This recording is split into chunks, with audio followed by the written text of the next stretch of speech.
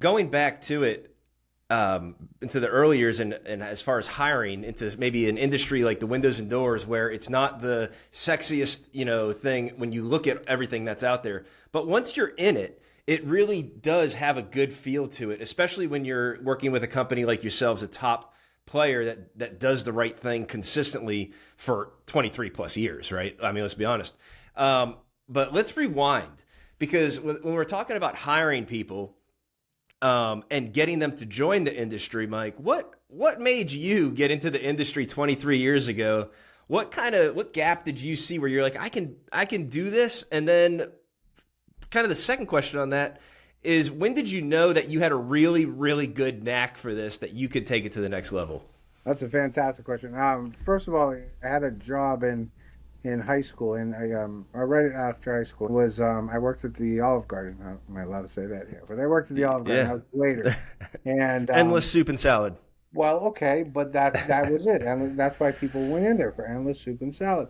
The goal of a waiter at a Olive Garden is not to let you sit and eat soup and salad, is to sell you add-ons.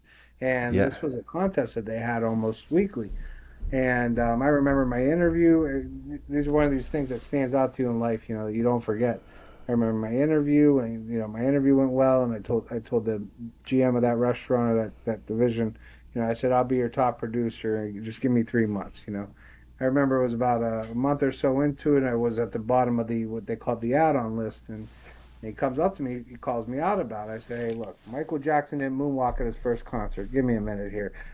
Afterwards, I became competitive in winning what was called the add-on contest. And this is back in the day. I mean, I'm dating myself here, but this is in the 90s when you could smoke in a restaurant.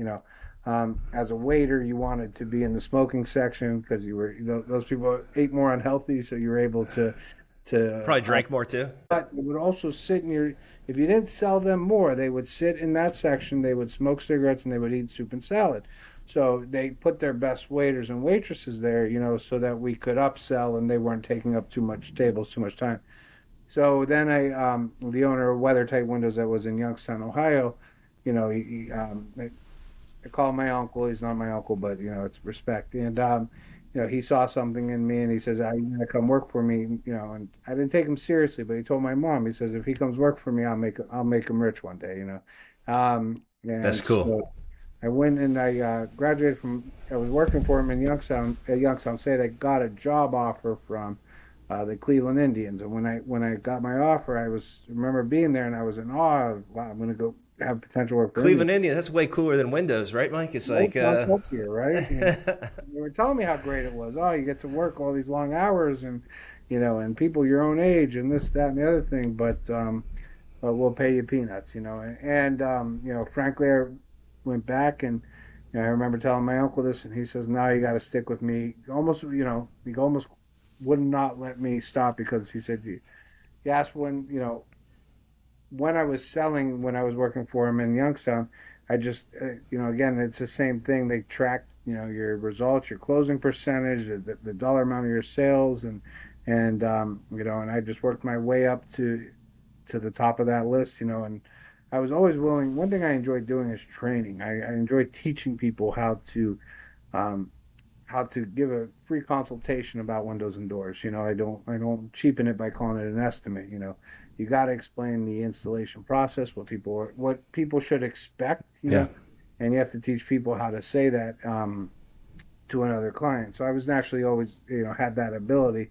So while I was out there selling, I was out there building up, the sales team, in other areas, and it just, I don't know, it's second. I'd say it's second nature to me, because I always was a student of it as well. You have to sit there and you have to study it. You gotta learn the art of selling. You gotta learn the art of managing a business, and of course, when I came to Florida, you had to learn the codes and become licensed and. Yeah, all that fun stuff. Yeah. That is quite the journey. So you took it from high school through college. You went away. You came back. It was, and then it wasn't until after you kind of came back where you really jumped in and you really learned, right? And you became that student of the game. And I see it all the time, whether it's in sports, whether it's talking to different CEOs across the country. I would say 99% of them would consider themselves a great follower and a great learner over a great leader.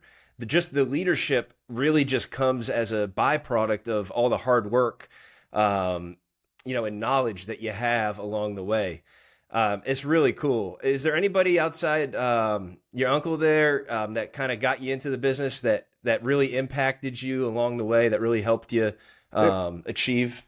There were a few. Listen, I was blessed to grow up in northeastern Ohio, and it seemed like the window and door replacement capital of the world. Windows, doors, siding. I mean, gutters, gutter covers, you name it.